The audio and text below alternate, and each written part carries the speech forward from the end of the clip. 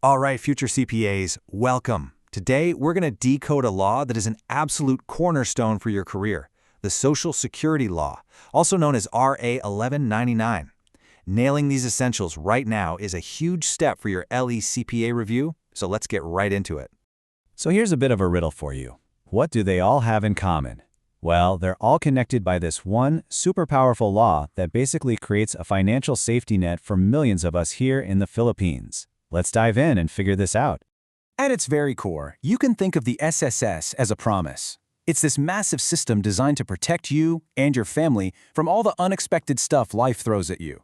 You know, like getting sick, a disability, growing old, and even death. It's pretty much your financial shield when you need it the most. To really master this for your board exams, you've got to speak the language of the law. So first up, let's meet the key players. And hey, pay close attention here, because these legal definitions, they are classic exam questions. Okay, so the definition of an employer, it's incredibly broad. It could be a giant corporation, that's a juridical person, or it could literally be just one person running a small shop. The key phrase to remember is under his orders. And here's a major exam tip. The government and its agencies, they are not considered employers under the SSS law. Remember that. So this definition brings us to the most fundamental concept of all, the employer-employee relationship. I want you to think of this relationship as the trigger. It's the foundation, the one thing that makes SSS coverage compulsory. If that relationship exists, boom, SSS coverage is mandatory. And here it is, a classic LLCAPA plot twist. For the SSS law, a self-employed person, think of your favorite vlogger or a freelance artist, is actually wearing two hats. Legally, they're considered both the employer and the employee. You have to lock this concept in your brain. It's a total game changer for how their contributions are calculated, which we'll get into. Now, the law's protection doesn't just stop with the member, it actually extends to their dependents. But, and this is a big but, the rules on who qualifies are super specific. So let's break down exactly who the law sees as a dependent. This checklist right here, this is a classic LECPA flashpoint. Seriously, for a child to count as a dependent, they have to meet all four of these conditions. They've got to be unmarried, not working, and under 21. The only exception to that age rule is if they're permanently incapacitated. Burn this list into your memory. Okay, this brings us to a really critical distinction. It's not enough to just know who is a dependent. You also have to know the strict hierarchy for who gets the benefits. This is the whole difference between primary and secondary beneficiaries. This chart shows you the pecking order so clearly. The law always looks for primary beneficiaries first. We're talking about the dependent spouse and children. It's only if there are no primary beneficiaries that the law moves to the secondary list, which starts with dependent parents and then anyone else the member might have designated. Okay, so we know the players, we know the line of succession.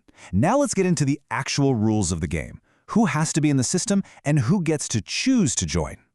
This is totally non-negotiable. The second that employer-employee relationship exists, mandatory coverage kicks in.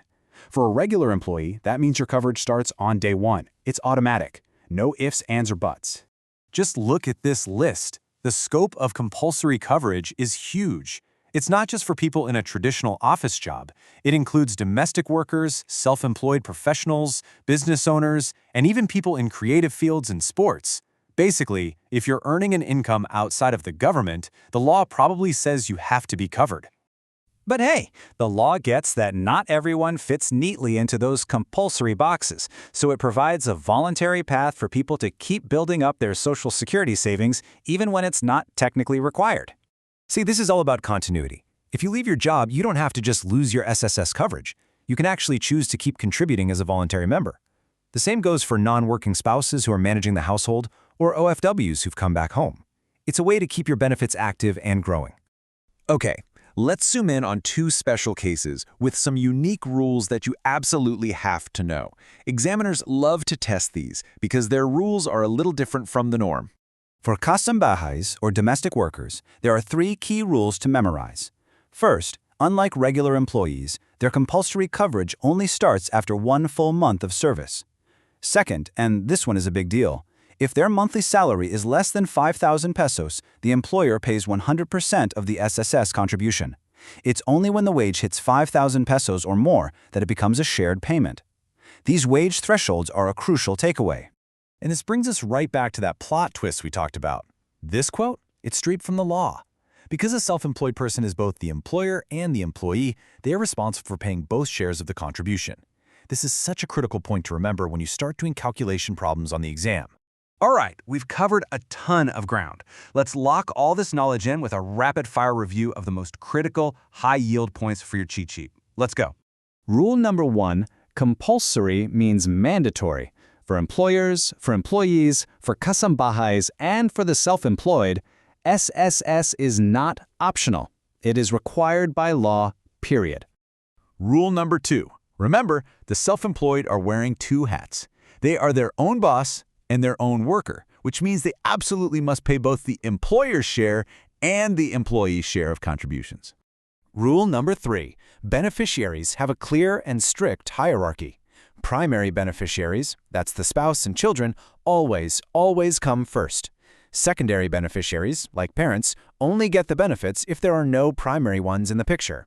And rule number 4, the door doesn't just close on your coverage. For anyone who leaves a job or for non-working spouses, voluntary coverage is the option that allows them to keep their contributions going and keep building their benefits. Look, this knowledge isn't just about passing an exam. This is a practical tool for your entire career. It's about making sure your future clients are compliant, it's about giving sound financial advice, and it's about securing the future for yourself and for your own family. So master these basics, and you will have built a seriously powerful foundation.